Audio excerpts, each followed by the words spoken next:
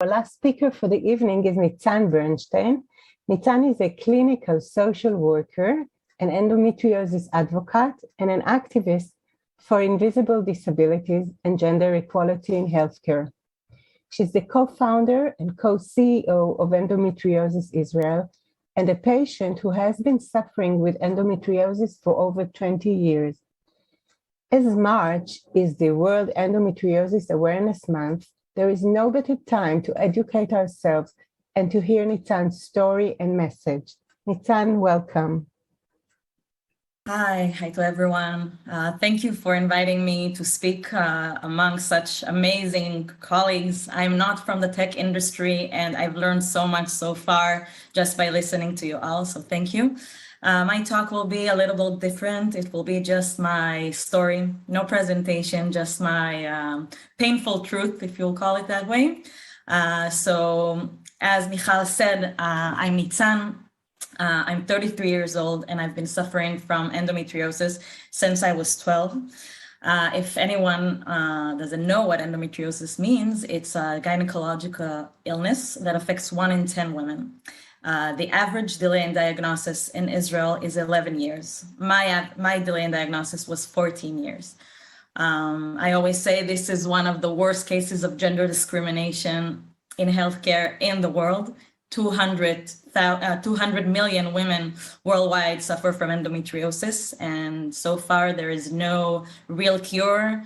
Similar to PCOS, no one really knows why it happens. And of course, when you go to doctors, you suffer a lot of gaslighting and a lot of ignorance. So I will tell you a little bit of my own story, and I'm sure it will reflect on our own collective stories and as endometriosis patients and women in healthcare in general.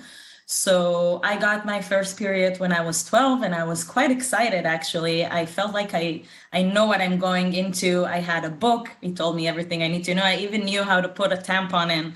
My mother hugged me and she even cried and we were all super excited. No one in my family ever suffered from menstrual cramps. So I was not prepared for what was coming. Each month for many, many years, excruciating pain. Imagine yourself, a 12, 13-year-old girl, small, skinny, going through labor. That is the pain of endometriosis every single month. Of course, no one knew what is going on. I was lucky enough to be in a family that believes me. So I was not gaslight, or no one told me stop exaggerating, but still there was no real solution. I would go to school each month with a hot water bottle stuffed in my sweatshirt. Sometimes in the recess, I would just lay down on the floor and couldn't get up. And I would take around 6 to 8 Advils every day for years and years. Of course, no one thought this is an illness, not even my parents, who were quite educated, and I live in quite a privileged background. We never heard of anything such as endometriosis. We just knew some girls and some women have pain and just deal with it. So, of course, doctors said exactly the same. No one actually thought of sending me to other examinations. And when I was 17, I was like, this is enough for me. I went to the doctor and got the birth control because everybody told me it will be a magic solution to my situation.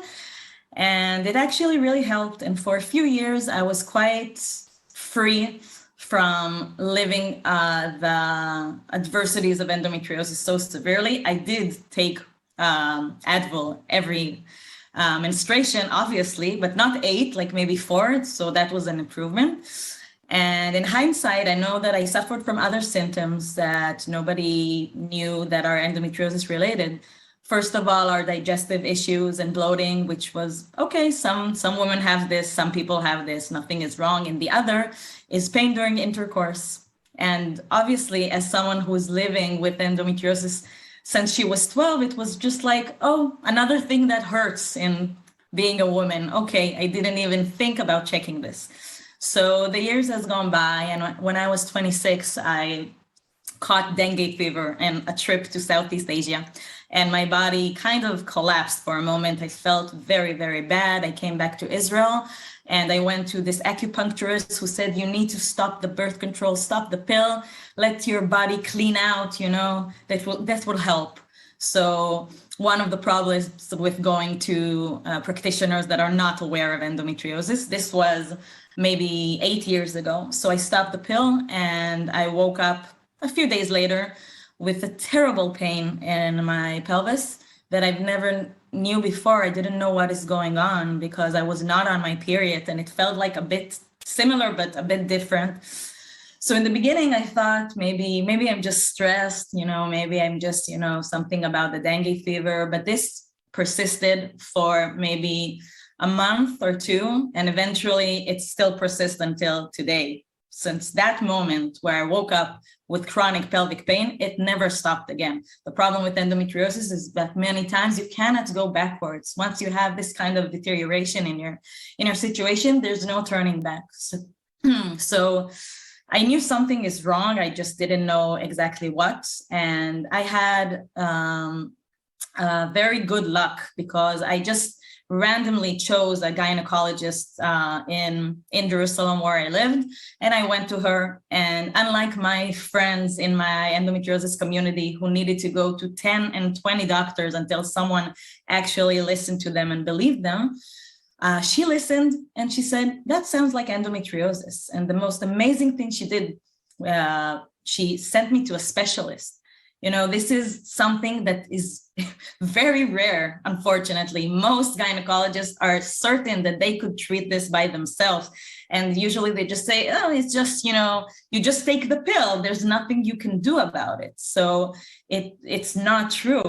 There's a specialist that, had to go through a fellowship in surgeries, very complicated surgeries. They're much better in diagnosis. They know about other treatment options.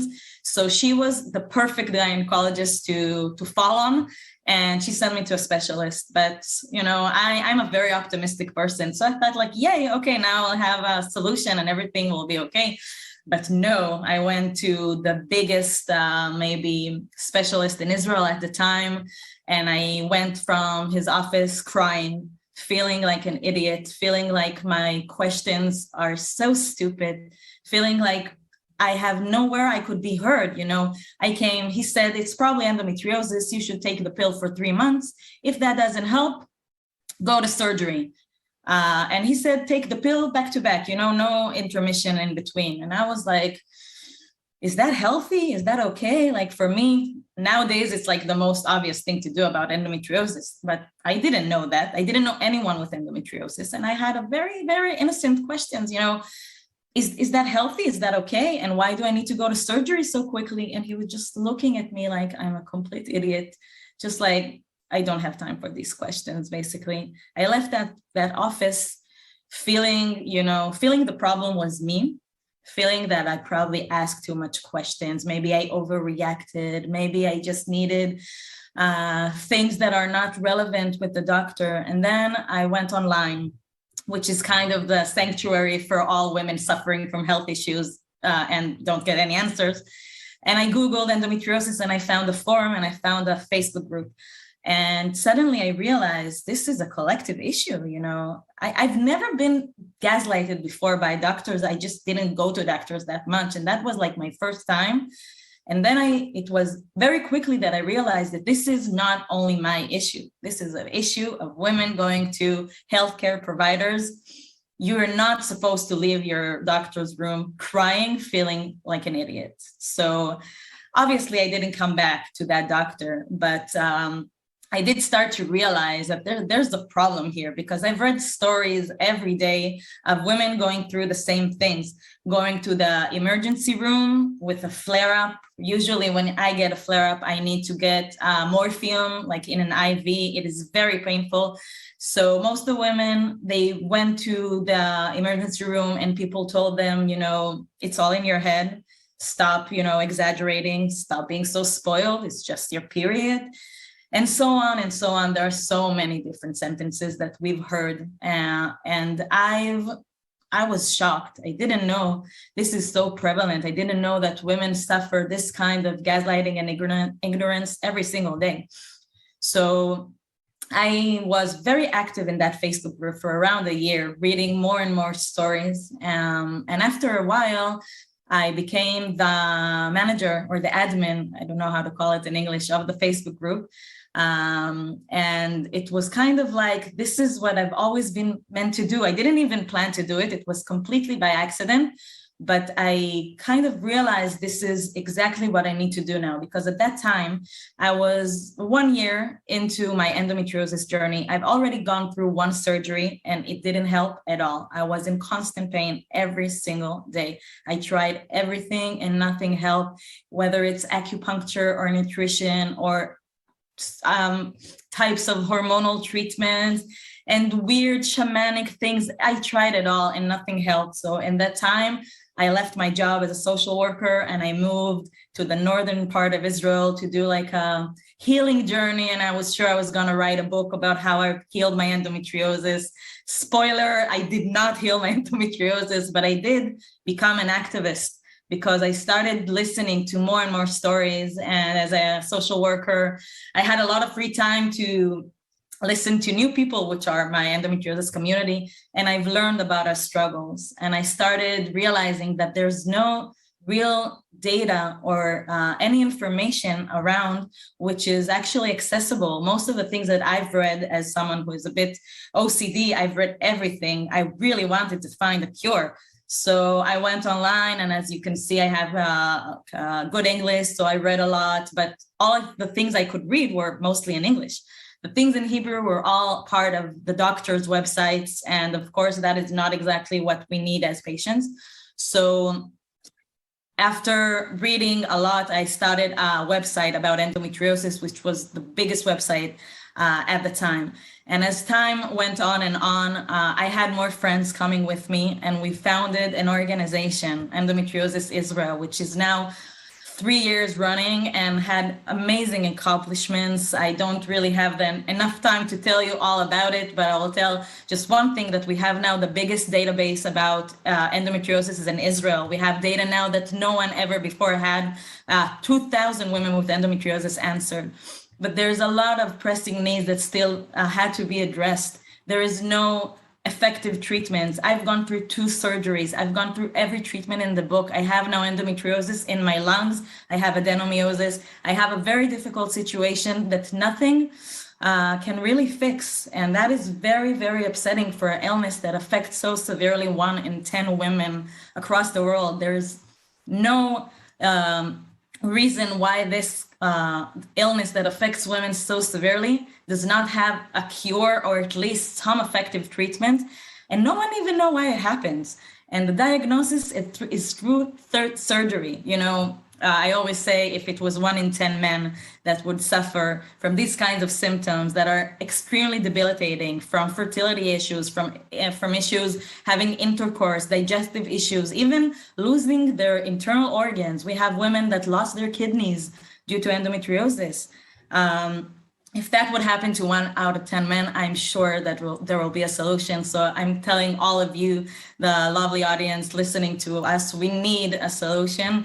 There is so many women that are waiting for an answer, even financially and economically. There is a big market waiting here to be addressed, and there is no reason why so many women would keep suffering in silence, feeling invisible.